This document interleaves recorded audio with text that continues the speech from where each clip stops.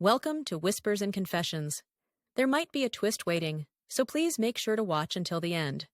Don't forget to subscribe and like. Let's begin right away. Hey there! I've got a story that shattered my world beyond repair, a real, almost unreal ordeal that still claws at me every night with the sound of crashing waves in my ears. Some might call it straight out of a Hollywood thriller, others a dark novel, but for me, I'm still wrestling with those raw memories, struggling to shake their hold. Once, I thought life was predictable, safe. I'm Milo. Before all this, I was just another tech drone in San Francisco, grinding late nights over code, lost in a blur of deadlines and meetings, never imagining how far I'd fall from that boring routine. I found the West Coast Fishing Club online, a tight-knit crew of mostly Californians who hit the waves every weekend for fishing trips. They'd been at it for years, super organized. My first meetup, they welcomed me like family. There were 10 of us, 9 guys, including the president, John, and one woman who stopped me in my tracks. Her name was Kelly. Mid-30s, I'd guess, with a confident smirk as she said, "I taught myself to fish, and I'm here to show these guys I've got game."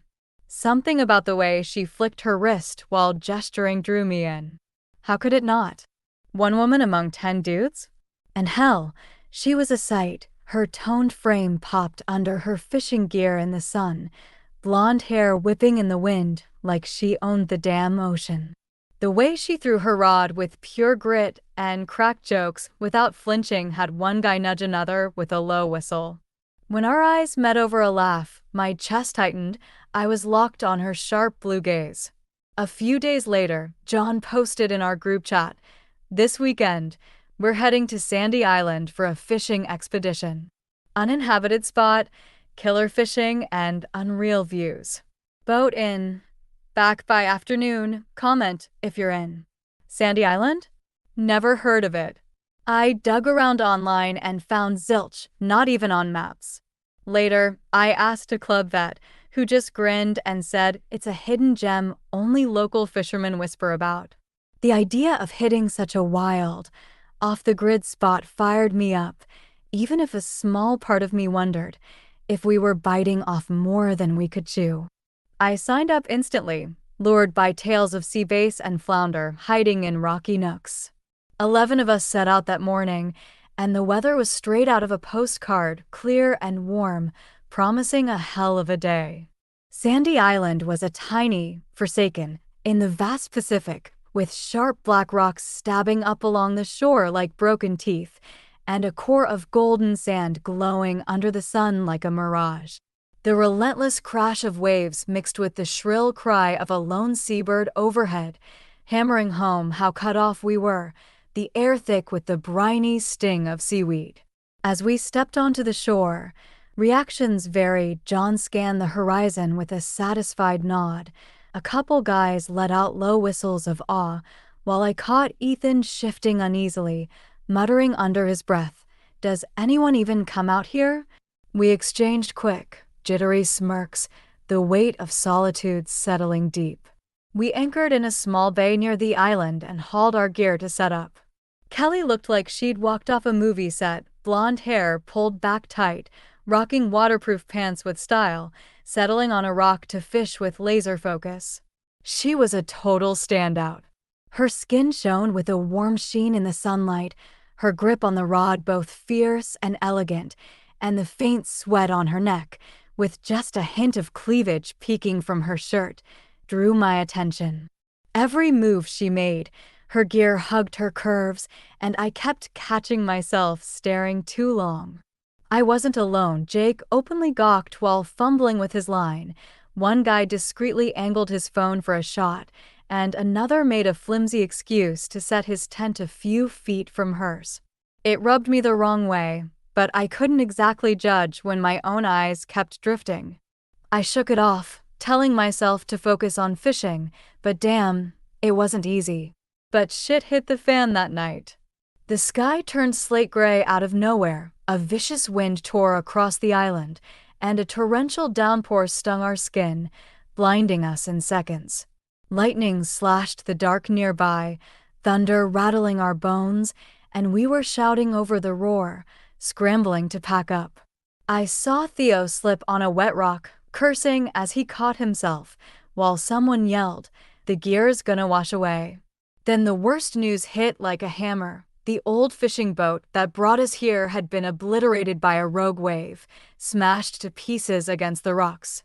My insides twisted into knots, a cold panic seizing me.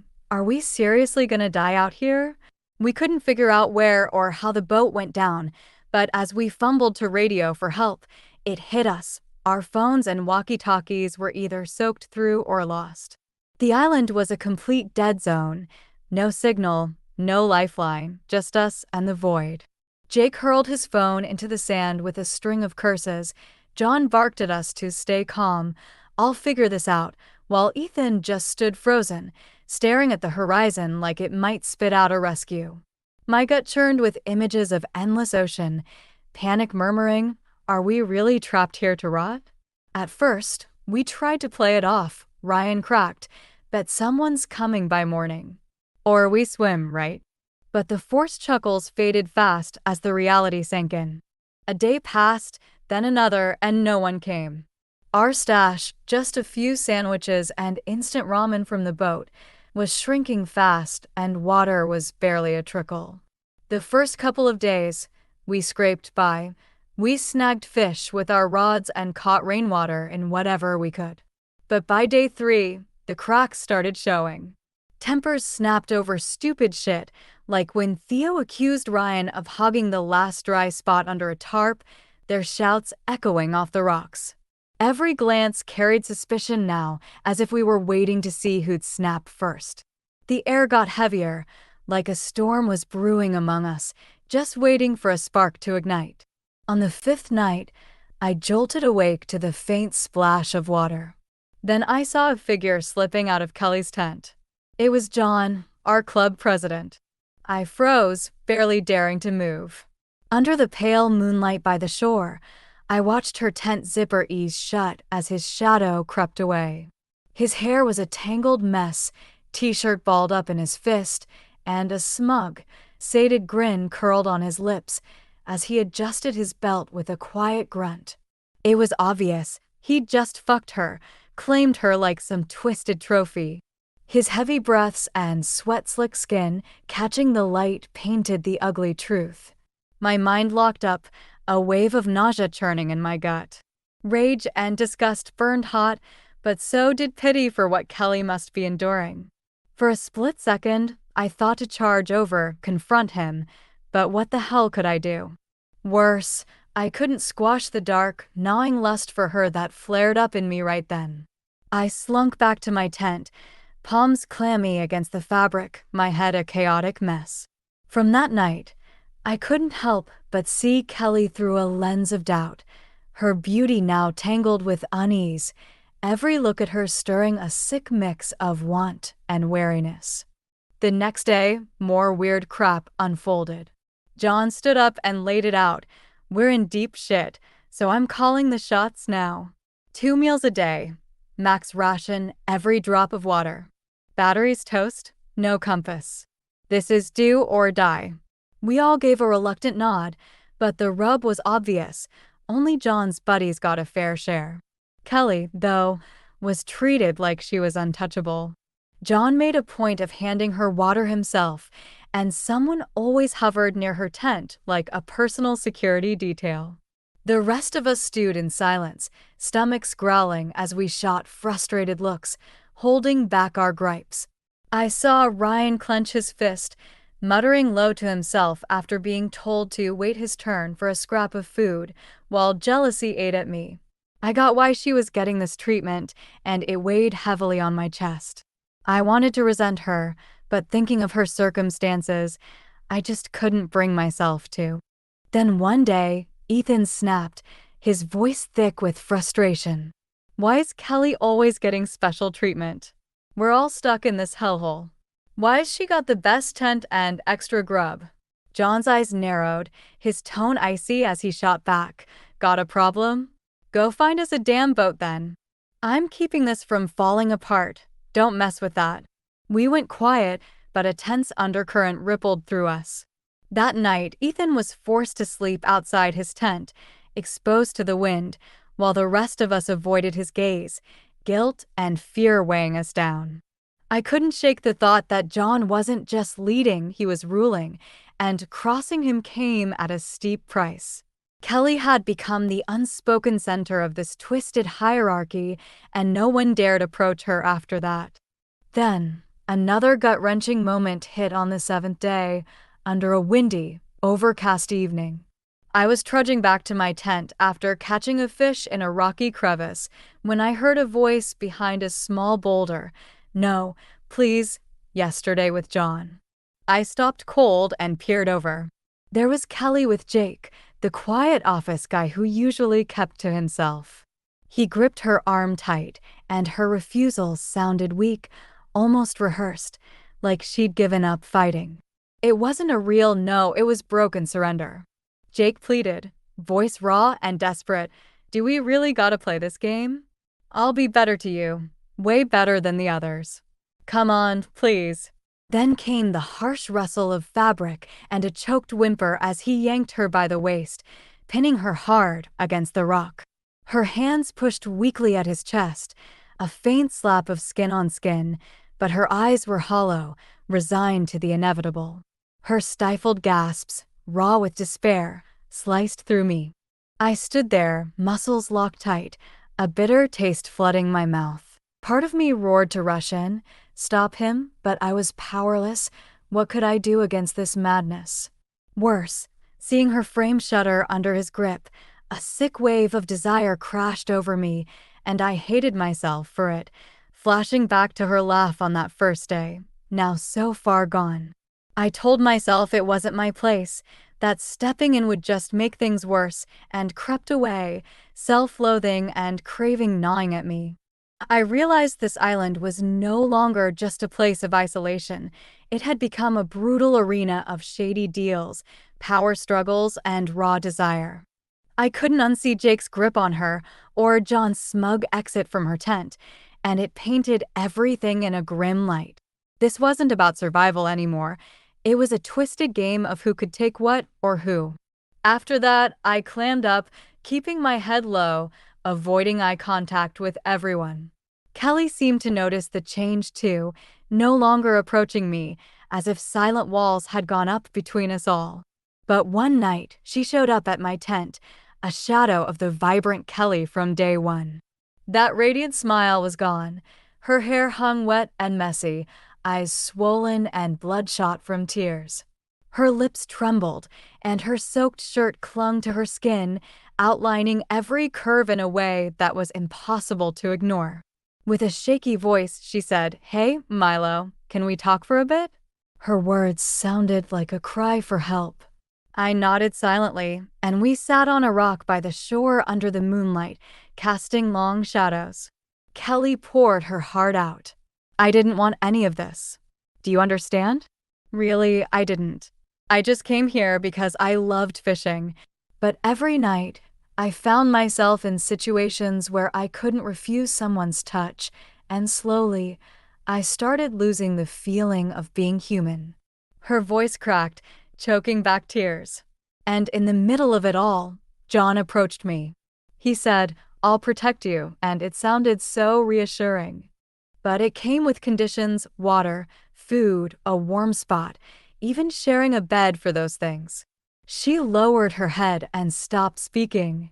Her words shocked me, compassion surging, but at the same time, her trembling voice, the glimpse of her neck through her wet hair, and the faint scent of her body shook me. I wanted to offer a comforting gesture, but I stopped myself, afraid of overstepping a boundary I couldn't undo. Kelly kept talking, her voice raw.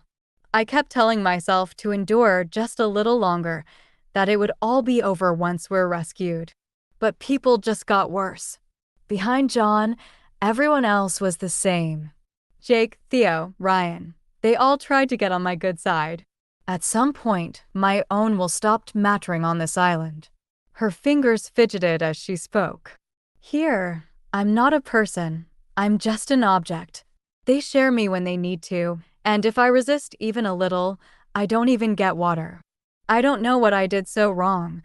I sat there, jaw tight, giving a slow nod as her words struck hard.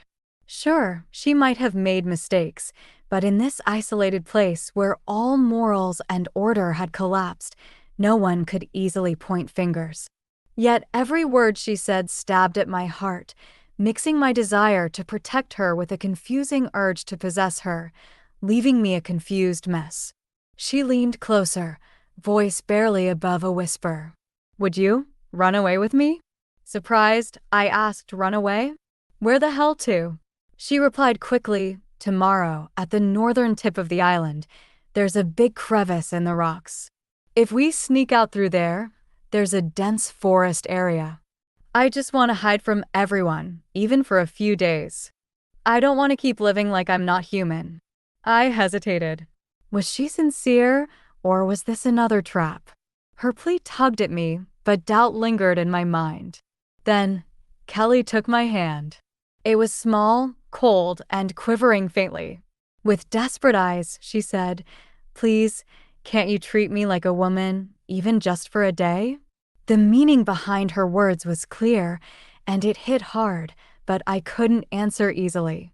As her cold hand gripped mine, a surge of heat coursed through me, but I froze, haunted by the thought of betrayal. My rational mind told me to refuse, but my instinct to embrace her battled fiercely within me. For a tense, silent moment, we just sat, the weight of her words lingering. Then I heard a noise nearby. Something was moving in the darkness behind the rocks. I shouted, "Who's there?" The sound quickly disappeared, and Kelly's face turned pale. She whispered, "They might have heard us."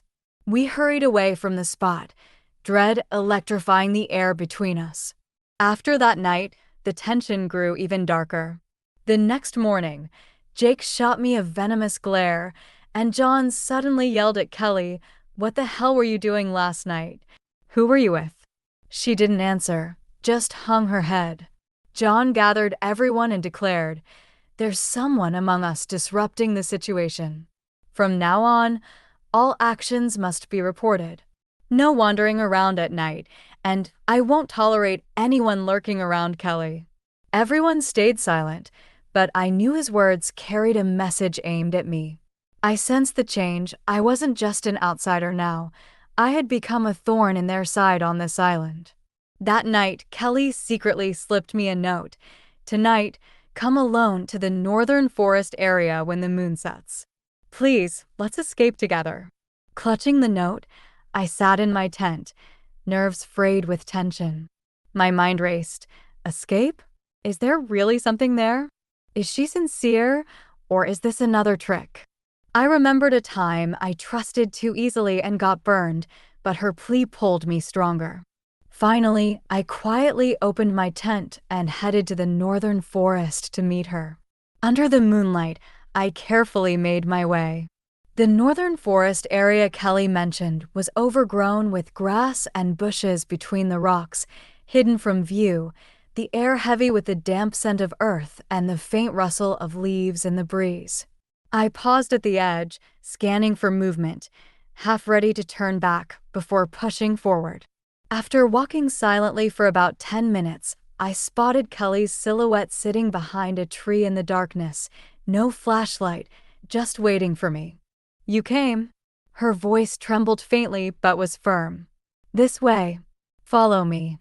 If we go through that rocky crevice, there's a path by the sea. I heard from local fishermen that when the tide is low, we can walk out that way. We don't have much time. At 4 a.m., the water is at its lowest." I nodded, and we quietly hid in the rocky crevice. We waited for a long time, saying nothing, just feeling the heat of each other's presence. As her body pressed closer, her scent brushed past my nose, and when her breath touched my neck, a shiver ran through me. She spoke up, "I'll be honest. At first, I thought you'd be like the other men. But you weren't." That night behind the rocks, the person who overheard us, it was John. Shocked, I asked, "What?" She continued, voice breaking, and the very next day, he threatened me. He said, "I saw you selling yourself to another man. You're done. I'll expose the truth to everyone." I felt suffocated. Now I understood why John had been alienating me and manipulating the group's mood since that day. Kelly's eyes glistened with unshed pain, and I tensed with the urge to comfort her, but held back as she choked out, "That's why I wanted to escape. From this island, from these people, and from this version of myself." At that moment, someone appeared behind us. "So, you're here." It was John's voice. His face was a mix of anger and mockery, and his eyes gleamed with madness. The fishing knife in his hand glinted in the moonlight, and his voice, though trembling, was sharp. "Do you know how hard I've worked to maintain order on this island, and you dare defy my control?" His words carried an obsession with power and a sense of betrayal. Instinctively, I stepped in front of Kelly. "Stop it, man. This isn't right." John growled back, "Get out of the way. You're no different. Everyone's on edge right now. I have to keep control. If this falls apart, we're all done."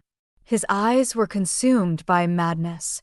Then, from the bushes behind, more people rushed out: Jake, Theo, Ryan, and the rest of the club members.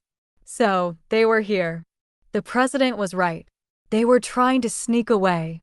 They surrounded us tightly, and someone dragged me back, barking, "We're all suffering here, and you too betray us." Their voices were laced with hunger, despair, and jealousy toward Kelly. At that moment, the sound of a helicopter echoed in the distance. Everyone looked up at the sky at once. John screamed, "No.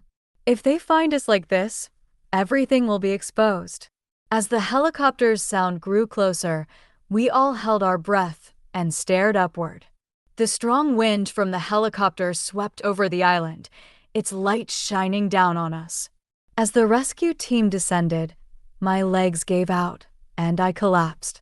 A wave of relief washed over me. It was over, but at the same time, the terror of the past few days hit me all at once, and a shaky sob broke free.